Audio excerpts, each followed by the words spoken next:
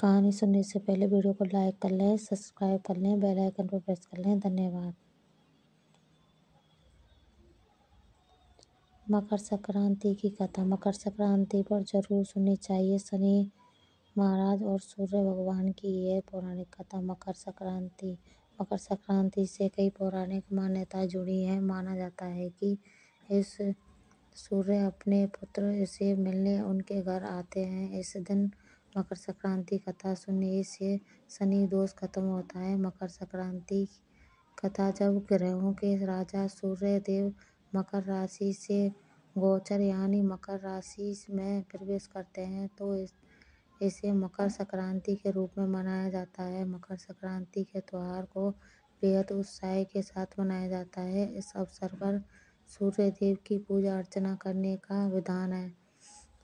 मकर संक्रांति को खिचड़ी के नाम से जाना जाता है। आज यानी 14 जनवरी 2025 को मकर संक्रांति मनाई जा रही है। मकर संक्रांति के दिन पवित्र नदियों में स्नान करने का विशेष महत्व माना जाता है। साथ ही इस दिन दान करना भी उत्तम होता है। ऐसी मान्यता है कि मकर संक्रांति के दिन मकर संक्रांति की कथा का पाठ जरूर करना चाहिए। मकर संक्रांति की कथा का पाठ करने से जीवन में सुख शांति बनी रहती है। ऐसे में चलिए पढ़ते हैं मकर संक्रांति की कथा।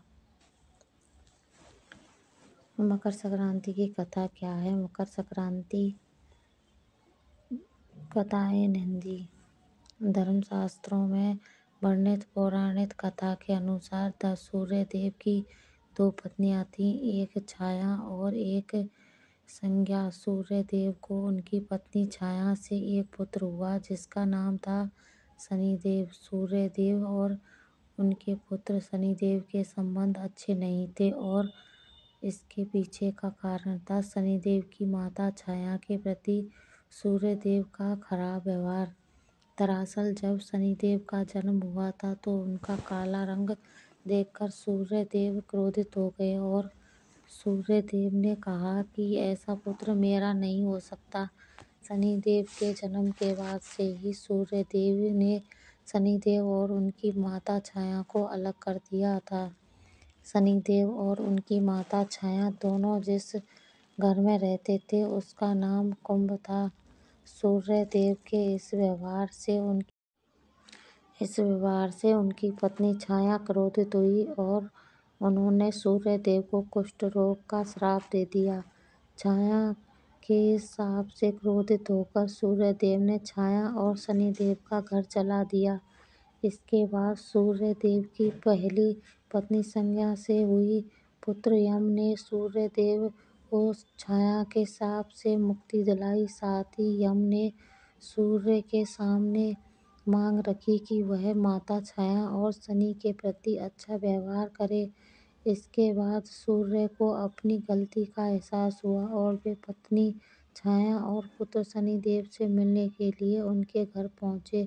जब सूर्य शनि के घर पहुंचे तो वहां सब कुछ जलकर राख हो चुका था। सूर्य देव को देखकर शनिदेव बेहद प्रसन्न हुए और उन्होंने काले तिल से अपने पिता का स्वागत किया। शनिदेव के इस व्यवहार से सूर्य देव बहुत प्रसन्न हुए। सूर्य देव ने शनिदेव को एक नया घर भेंट किया जिसका नाम था मकर।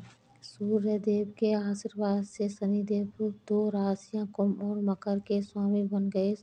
सूर्य देव ने शनिदेव को आशीर्वाद दिया कि वो जब भी उनसे मिलने उनके घर आएंगे तो उनका घर धान्य से भर जाएगा। सूर्य ने कहा कि मकर संक्रांति के मौके पर जो भी मुझे काले तिल अर्पित करेगा उनके जीवन में खुशहाली आएगी। इसी कारण जब सूर्य देव मकर राशि में प्रवेश करते हैं तो इसे मकर संक्रांति के रूप में मनाया जाता है। मकर संक्रांति के मौके पर सूर्य देव की पूजा में काले तिल का इस्तेमाल करने से धन धान्य की कमी नहीं रहती है। मकर संक्रांति कथा। मकर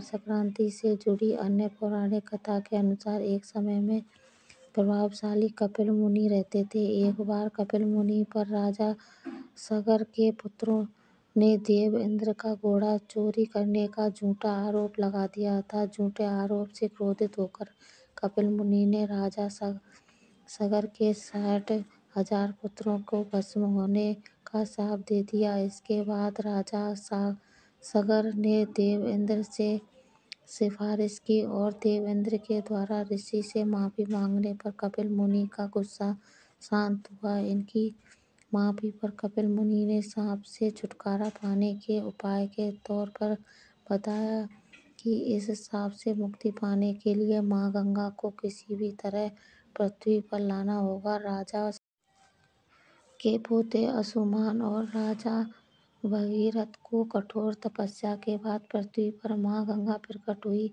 धार्मिक मान्यता के अनुसार इसके बाद जब राजा सगर के 60,000 पुत्रों को मोक्ष की प्राप्ति हुई, तब से हर साल मकर संक्रांति का पर्व मनाया जाता है और मकर संक्रांति पर गंगा स्नान की मान्यता चली आ रही है। कहानी अच्छी लगे तो लाइक, कमेंट, शेयर कर देना। चैनल को सब्सक्राइब कर लेना। धन्यवाद।